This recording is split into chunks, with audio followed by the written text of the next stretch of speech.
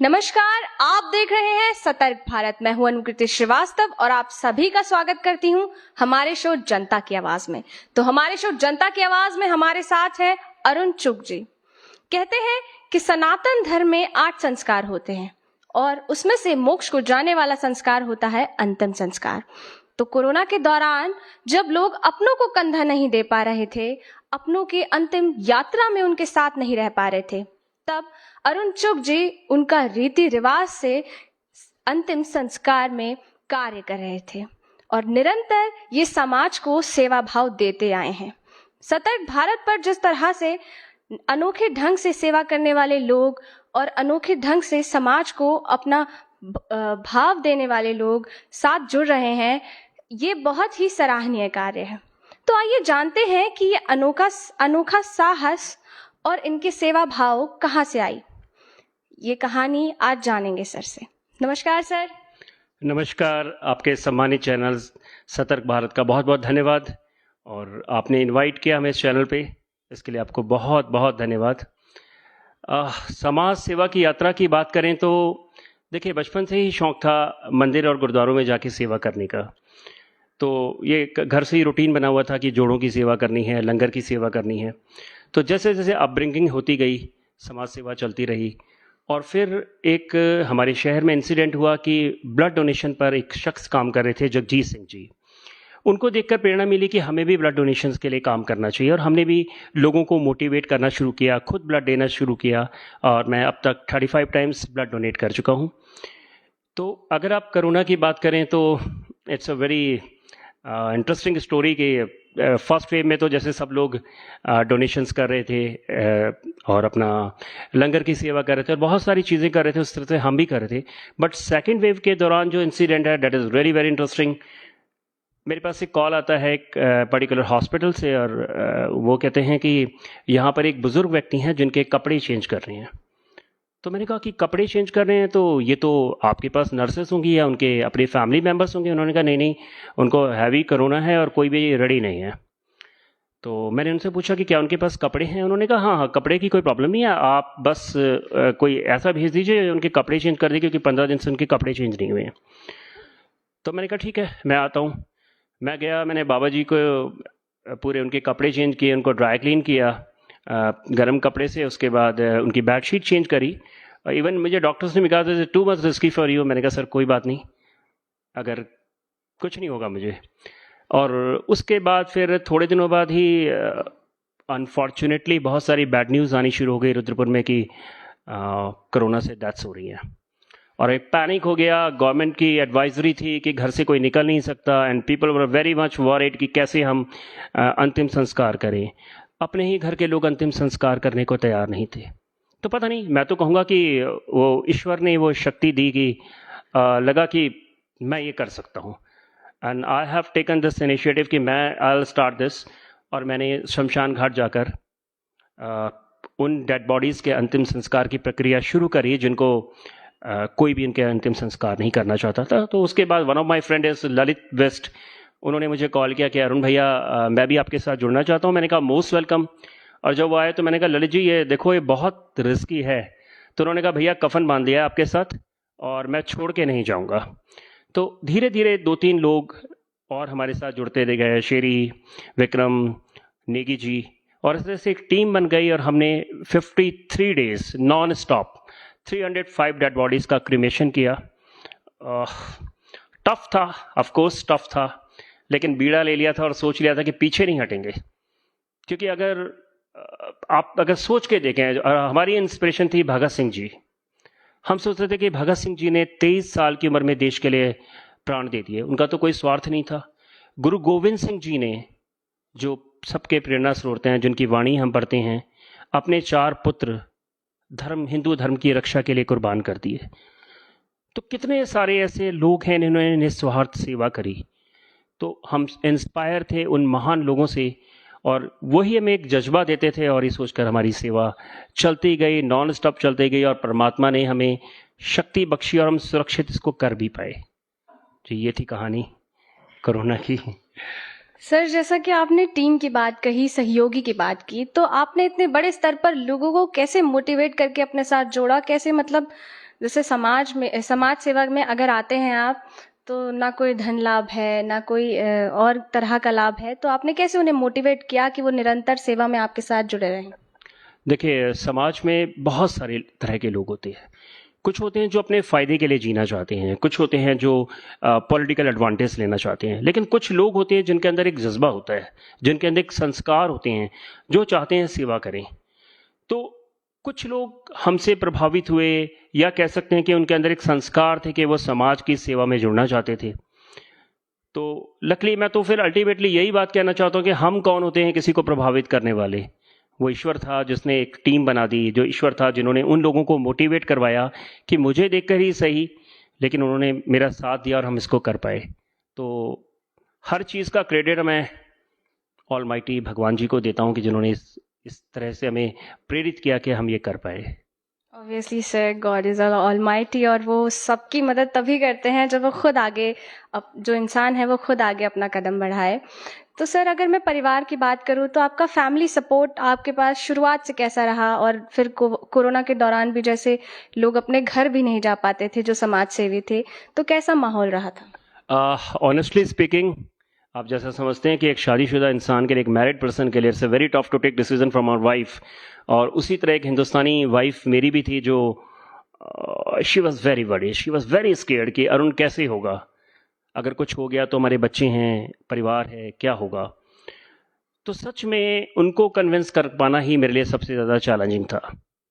दुनिया की तो परवाह ही नहीं थी कि कौन क्या कह रहा है, अपने रिलेटिव्स की भी परवाह नहीं थी, लेकिन वाइफ की परवाह ज़रूर थी। तो मैंने उसको बैठ के समझाया, मैंने कहा, देखा, हम एक नोबल कॉज के लिए काम कर रहे हैं, हमारी इंटेंशंस गलत नहीं है, हम कोई एडवांटेज नहीं लेना चाहते, तो हमारे साथ क्यों कुछ होगा। डेफिनेटली मैं सक्सेसफुली करूंगा और मुझे कुछ भी नहीं होगा, और अगर बाई चांस कुछ हो भी गया तो ये जीवन के लिए जान भी चली गई तो कोई बात नहीं। तो फाइनली मैं उसको कन्विंस कर पाया, वरिड थी, और उसके बाद फिर हमने ये डिसाइड किया, ठीक है, बच्चों को कोई प्रॉब्लम नहीं होगी, मैं 2 फ्लोर हैं घर पे, तो मैं ऊपर वाले फ्लोर पे रहूँगा, आप लोग नीचे वाले फ्लोर पे रहोगे, मैं सारे प्रिकॉशंस फॉलो करूँगा, कोई ऐसी चीज़ नहीं करूँगा कि अपनी फैमिली को रिस्क हो। और एक किशोर कुमार जी की फिल्म का एक गाना है, मतलब उन्होंने गाना गाया है, वो मुझे बहुत इंस्पायर करता था, देखो वीर जवानों अपने खून पे ये इल्ज़ाम ना आए। तो वो लगता था कि जब वक्त आया है सेवा करने का और हम घरों में बैठ जाएं, हम पीछे हट जाएं, तो कोई बात नहीं बनती। तो कुछ चीज़ें ऐसी जो इंस्पायर करती थी, भगत सिंह जी को पढ़ते थे वो इंस्पायर करते थे, गुरुओं को पढ़ते थे वो इंस्पायर करते थे, इस तरह के सॉन्ग सुनते थे वो एक इंस्पिरेशन देते थे। तो बहुत सारी चीज़ें थी, वाइफ की सपोर्ट थी, और and thankfully she supported me a lot, और उनकी सपोर्ट से ही शायद मैं ये कर पाया। अगर वो सपोर्ट नहीं करती तो शायद मुझे बीच में ये छोड़ना पड़ता। तो I am very thankful to my wife and my family members. तो सर, जैसा कि आपने बोला कि हम अपनी लाइफ में हर जगह से इंस्पिरेशन ले सकते हैं, चाहे वो सॉन्ग्स हो, चाहे वो लोग हो, चाहे वो हिस्ट्री हो, चाहे वो टेक्नोलॉजी हो। सर, जैसा कि कोरोना काल में जो शमशान घाट थे, उनके आगे लंबी लाशों की लाइन लगी रहती थी, लोग किस तरह से वहाँ पे घंटों वेट करते थे, इनफैक्ट वहाँ 2-3 दिन तक भी लोग क्रियाक्रम के लिए वेट करते थे। तो आपको क्या क्या मुश्किलें आई और आपने उन्हें कैसे फेस ऑन किया कि नहीं, ये भी मैं पार कर जाऊंगा, लाइक जो चैलेंजेस होते हैं? This was very tough. Ambulances भर भर के डेड बॉडीज आ रही थी, और एम्बुलेंसेस वाले डेड बॉडी उतारते थे, चिता तैयार करनी होती थी, उन डेड बॉडीज़ के अंतिम संस्कार करने वाले होते थे, और मोस्टली 99% फैमिली मेम्बर्स वो गाड़ी में बैठकर वीडियोस बनाते थे अंतिम संस्कार की, या फिर हमें इंस्ट्रक्शन देते थे कि भैया आप कर लेना और हम जा रहे हैं। तो वो सारी प्रक्रिया को हमें फॉलो करना था। तो क्योंकि जब आप ठान लेते हैं कि हमने करना है तो फिर हमने करना ही है। हाँ, ये ज़रूर है कि कुछ ऐसे एक्सपीरियंसेस हुए जिनको आज भी हम सोचते हैं तो एक अंदर से, मतलब सच में बताना बड़ा मुश्किल सा हो जाता है, एक जज्बात बाहर आ जाते हैं कि बहुत मुश्किल काम था। तो सर, ऐसा कोई किस्सा जो अभी तक आपको याद है, जो आपके रूह में घर कर गया है कि मैंने ये सब देखा? जी, एक फैमिली थी, और उनके परिवार में ये था कि बच्चा ही हमारा, उनका पुत्र था 6 साल का, और पिता की डेड बॉडी थी कि वही मतलब साथ में ज़रूर खड़ा होगा। तो उसको हमने पीपी किट पहनाई और जब हमने उस डेड बॉडीज़ को चिता के ऊपर लेटाया तो वो बच्चा पूछता है, क्योंकि गर्मी बहुत थी, मई का महीना था, पीपी किट पहनी हुई हैं, सूरज की तेज़ रोशनी है, तो बच्चा पूछता है कि अंकल आपने मेरे पापा को लकड़ियों पे क्यों लिटाया है? 5-6 साल का बच्चा, अब हम उसको क्या समझें? हमने कहा नहीं नहीं बेटा, अभी उठ जाएंगे, आपके पापा उठ जाएंगे, थोड़ी देर के लिए लेटे हैं। कह रहा है नहीं नहीं, इतनी गर्मी में तो वो कभी सोते ही नहीं है, अगर घर पे लाइट ना हो तो वो तब नहीं सो पाते हैं बिना इन्वर्टर के, और आपने उन्हें लकड़ियों पे लटा लिया है। तो बड़ा इमोशनल सा सीन था। और जब हम उनको अग्नि देने लगे तो वो बच्चा चीख मार के रोने लगा कि आप मेरे पापा को जला क्यों रहे हो? मेरे पापा जल जाएंगे, मेरे पापा मर जाएंगे। इनोसेंट सा बच्चा था वो। वो ऐसा मोमेंट था कि हम अपने आप को बहुत संभाल के चल रहे थे, लेकिन वहां पे अपने आप को रोक पाना बड़ा मुश्किल था। हमारी सारी टीम मेंबर्स की आंखें गीली हो गई कि इस बच्चे को हम कैसे समझाएं, बड़ों को तो समझाया जा सकता है। और भी इंसिडेंट्स थे, बहुत सारी लेडीज थी जो अकेले डेड बॉडीज लेके आ रही थी। परिवार भरा पूरा परिवार है, लेकिन वो कहती हैं कि कोई आने को तैयार ही नहीं है। तो काफ़ी ऐसे इंसिडेंट्स हुए कि जब हम फ्लैशबैक में जाते हैं तो अपने इमोशंस पे कंट्रोल करना भी बड़ा मुश्किल होता है। शायद ये हम सारी ज़िंदगी ये इंसिडेंट्स भूल नहीं पाएंगे। सर, हम समझ सकते हैं कि किस तरह भारी मन से आपने ये कार्य किया। ये बहुत सराहनीय है कि आप इस तरह से लोगों की मदद कर पाए। और रही बात उन फैमिली की जो अपने को ही कंधा देने नहीं आ सकते, उन्होंने मना कर दिया। खास तौर जिन्होंने मना कर दिया, बड़ी विडंबना की बात है कि वो अपनों का साथ नहीं दे सकते।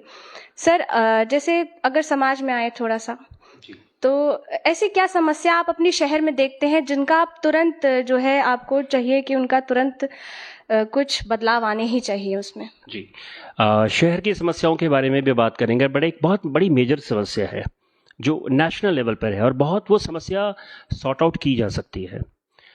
आप देखिए कि सारे स्टेट्स में, भारत के सारे स्टेट में सीएम पोर्टल बना हुआ है, जहां पे सारे चीफ मिनिस्टर्स कहते हैं कि अगर कोई भ्रष्टाचार की शिकायत है तो आप हमारे सीएम पोर्टल पे कंप्लेन बताइए। मैं एक ऐसी कंप्लेन बताना चाहता हूं जिसके लिए आपको स्पेशल एविडेंस की जरूरत ही नहीं है। It's a very much open. आपके जितने भी अनुबंधित ढाबे हैं, मैं उत्तराखंड स्टेट या किसी पार्टी विशेष सत्ता वाले स्टेट की बात नहीं कर रहा, मैं बात कर रहा हूं भारत के सारे स्टेट्स की, चाहे वहां पे कांग्रेस हो, बीजेपी हो या आम आदमी पार्टी हो। जितने भी अनुबंधित ढाबे हैं रोडवेज के, उन सारे ढाबों पर एमआरपी पे ओवर रेटिंग होती है। आप बिस्किट्स ले लीजिए, 10 रुपए का बिस्किट है वो 15 रुपए मांगते हैं। आप चिप्स ले लीजिए, आप कोल्ड ड्रिंक ले लीजिए, आप पानी ले लीजिए, और अगर आप कहते हैं कि ये आप एमआरपी से ज्यादा क्यों ले रहे हैं, तो उनका जवाब होता है आपको लेना है तो लीजिए, नहीं लेना तो मत लीजिए। तो ये इतना ओपन है। ये उत्तराखंड में भी है, ये यूपी में भी है, राजस्थान में है, पंजाब में, हरियाणा में है। और मैंने कल माननीय हमारे जो सड़क परिवहन मंत्री हैं नितिन गडकरी जी, उनको भी पत्र लिखा है इसके बारे में कि एक ऐसा ओपन भ्रष्टाचार जिसको बताने के लिए एविडेंसेस की जरूरत नहीं है। आप किसी भी आम आदमी को भेज दीजिए, किसी खास आदमी को भेज दीजिए और वो परचेज कर ले। मैं आपको पर्टिकुलर ढाबे बता सकता हूं। उत्तराखंड में आप जसपुर के ढाबे चले जाइए, आप यूपी में गजरौले के ढाबे चले जाइए, आप जहां पर दिल्ली और यूपी का बस स्टैंड है आनंद विहार, आप जाइए, ओवर रेटिंग होती है, एमआरपी पे ओवर रेटिंग की जाती है। क्यों नहीं रोका जाता इसको? तो मैं निवेदन करना चाहूंगा हमारे परिवहन मंत्री जी से कि पूरे देश में किसी भी हालत में एमआरपी से ओवर रेटिंग ना हो, क्योंकि एमआरपी के ऊपर जीएसटी भी नहीं लगाई जा सकती।